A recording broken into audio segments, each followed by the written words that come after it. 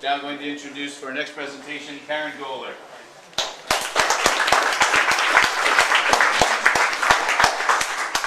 Thanks. I heard that there are a variety of people here as far as physical therapists, people who train younger athletes, people who train college athletes. I'm going to tailor this to the people who are training mostly high school athletes, and then of course we'll have time for questions. But usually with me, I get a phone call from a parent saying, my child is having trouble with uneven bars. That's the most common event to have trouble with because it's not like any of the other events, in gymnastics. Beam, floor, and vault do not really help uneven bars other than just shaping, meaning the shape the gymnast is in when they're flying through the air, basically. So the call usually continues on. The parent then says, my daughter's having trouble with a cast handstand.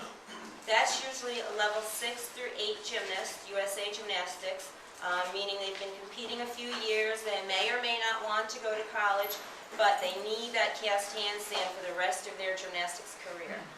Basically, the gymnast is on the bar in front support. The bar is here. She's supporting herself. Then she kicks her legs, opens up her arms, and ends up in a handstand upside down on the bars. That's the cast handstand. It's the most basic skill from level 8 and up, but it's the most necessary one. So, the parent then continues on with, she can do 100 pull-ups and 100 push-ups. She's strong. Why can't she do a cast handstand? So then I have to explain to the parent the gymnast needs more sport-specific conditioning. And all of you, or most of you, know exactly what I mean by sport-specific versus general. You need to simulate the movements more than just doing the general strength. So how would you simulate this movement for uneven bars? A lot of you know what a front lateral raise is. You've seen people doing hundreds of them in the gym over and over and over again. But that's not enough because that only trains their shoulders, their upper body to get to here. The gymnast has to get to here, and they have to elevate their shoulders. So, rather than going halfway up, you would go up and down with a bar. I have one of my gymnasts here, Jewel, who's going to demonstrate a few exercises. Can you demonstrate the front raise, the standing front raise? We're going to use dumbbells. We usually use a toning bar. We're using dumbbells today.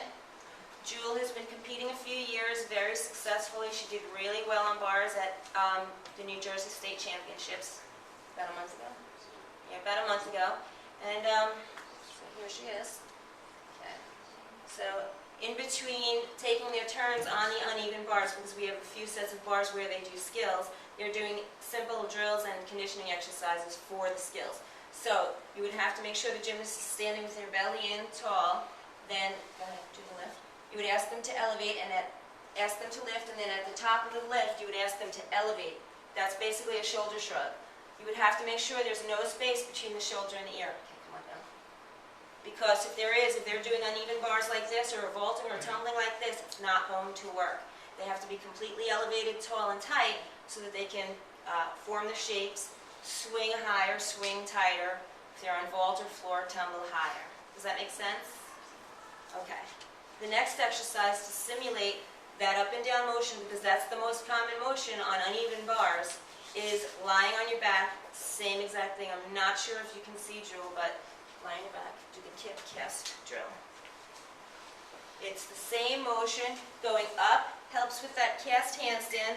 Coming down helps with that kipping motion, which is basically the skill that the gymnast does to get onto the bar when they first mount the uneven bars. Okay? Do maybe 2 more. So they would go up and elevate to simulate the cast handstand and clear hip handstand, and then pull down to simulate the kip. So they're basically, if they do 10 of these, they're doing pretty much a whole bar routine. Okay? Thanks. One up. That's the most common movement that a gymnast has trouble with. The next one is basically the same movement, but I use a medicine ball. I don't have a medicine ball with me. I knew we wouldn't be able to throw one in here. But the medicine ball throw would be the same exact thing. You would release the ball when your hands are very close to your thighs. You'd have to be careful though, because if the gymnast releases the ball too late, the ball will hit their toes. And that's the end of their good day. So they would lie on their back. They would literally throw the ball, release it right about here. Okay, the ball would fly 6, 8, 10 feet depending on the gymnast. that would simulate the kipping motion, the pulling down motion on bars.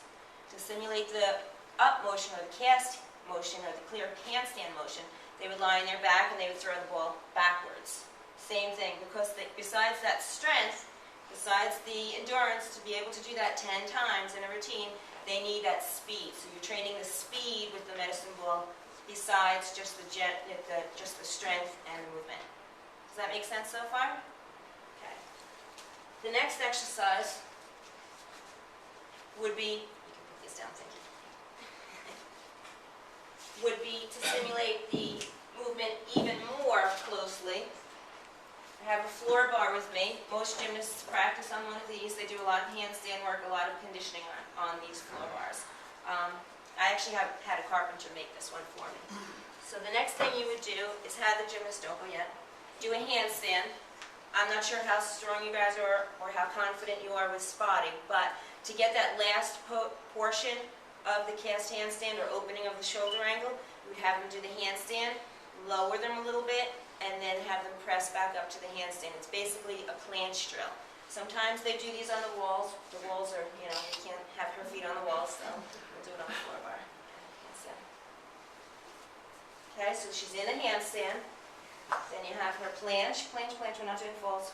Okay, and then back up to the handstand. And elevate, always elevate. Okay? Do one more. Planche. And then handstand. Okay? And Julie,